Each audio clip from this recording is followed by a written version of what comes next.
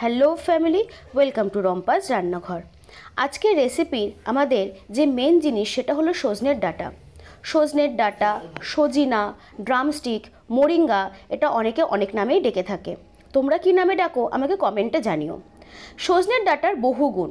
এটা যেমন প্রচুর পরিমাণে এতে ভিটামিন সি আছে, ঠিক সেই রকমই ব্লাড প্রেশার, ব্লাড সুগার সব কিছুই কন্ট্রোল করতে হেল্প করে।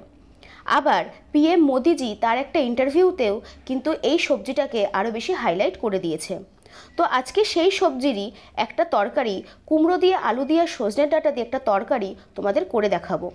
তার জন্য প্রথমে এখানে আমি কড়াইতে দিয়ে দিয়েছি সামান্য তেল, দিয়ে কিছু বড়ি ভেজে নেব। বড়ি ভাজতে কিন্তু বেশিক্ষণ সময় লাগে না, সামান্য 30 সেকেন্ড থেকে 1 মিনিট সময় একটু বড়িটাকে হালকা ব্রাউন কালার করে ভেজে নিলেই হবে। বড়ি যদি খুব কড়া করে ভাজো তাহলে পুড়ে যাবে, সেটার কিন্তু তরকারিতে দিলে তার টেস্ট একদমই ভালো লাগবে না। এরপর বড়ি ভাজার যে তেল ছিল সেই তেলেই দিয়ে দিয়েছি ডুমো ডুমো করে কেটে রাখা আলু। তাতে সামান্য হলুদ আর সামান্য লবণ দিয়ে আলুগুলোকে একটু ভালো করে ভেজে তুলে রাখবো। আমি এখানে হাফ চামচ মতো লবণ আর হাফ চামচ মতো হলুদ দিয়েছি, দিয়ে আলুগুলোকে ভেজে একটা আলাদা পাত্রে তুলে রেখে দেব।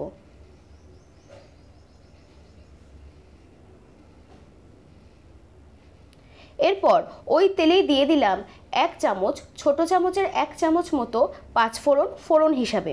তাতে দিয়ে দিয়েছি কাঁচা লঙ্কা। আমি এখানে প্রায় 6 থেকে 7টা কাঁচা লঙ্কা দিয়েছি। তোমরা যে যেমন ঝাল খেতে পছন্দ করবে সে সেই অনুযায়ী কাঁচা লঙ্কা ব্যবহার করবে।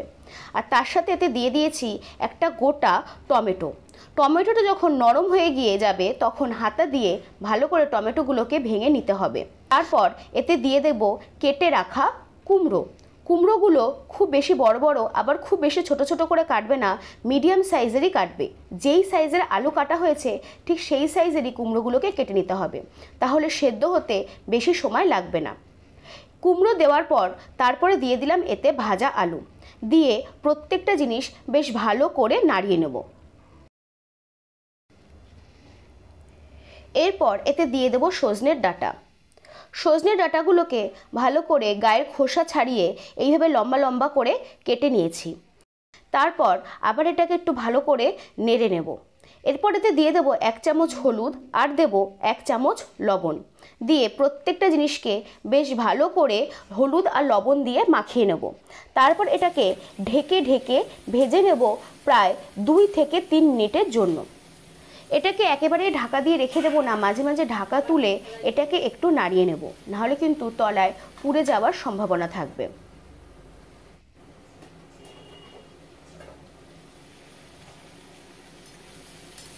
আমার এই পুরো রান্নায় যে যে উপকরণগুলো ব্যবহার করেছি সেটা আমি ডেসক্রিপশন বক্সে দিয়ে দেবো, তোমরা সেখান থেকেই চেক আউট করে নিতে পারো। এরপর দিয়ে দিলাম এতে পরিমাণ মতন জল। যেহেতু এটা একটু ঝোল হবে সেজন্য এখানে জলের পরিমাণ একটু বেশিই দিয়েছি। তাছাড়াও প্রত্যেকটা জিনিস সিদ্ধ হতে গেলেও একটুখানি জলের দরকার হবে, তার জন্য জলটা তোমরা একটুখানি বেশিই দেবে। তারপর যে বড়িগুলো ভেজে রেখেছিলাম সেটা এর ভেতরে দিয়ে দিলাম।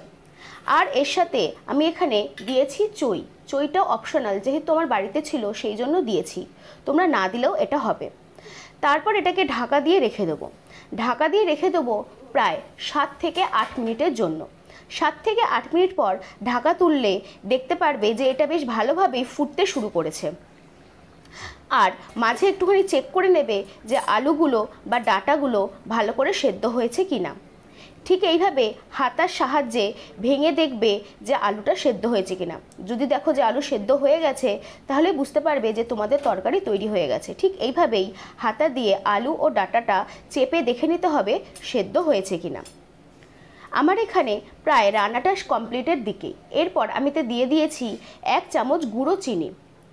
তরকারিতে এই ধরনের নিরামিষ তরকারিতে চিনি ব্যবহার করলে তার টেস্টটা অসাধারণ আসে। আমি এখানে গুঁড়ো চিনি দিয়েছি, তোমরা চাইলে কিন্তু নর্মাল দানা চিনিও দিতে পারো। আমার এখানে রান্নাটা কমপ্লিট হয়ে গেছে। এরপর এটাকে সার্ভ করে নিয়েছি একটা বাটিতে। তারপর গরম গরম ভাতের সাথে এটা পরিবেশন করব। সজনের ডাঁটা গরমকালের জন্য খুবই উপকারী। তোমরা এই রেসিপিটা অবশ্যই বাড়িতে ট্রাই করো আর আমাকে জানিও তোমাদের কেমন লাগলো। আজকের জন্য ধন্যবাদ। আমার চ্যানেলটি ভালো লাগলে বা আমার রেসিপিগুলো ভালো লাগলে সাবস্ক্রাইব করে দিও আর এভাবেই পাশে থেকো। চলো আজকের জন্য টাটা।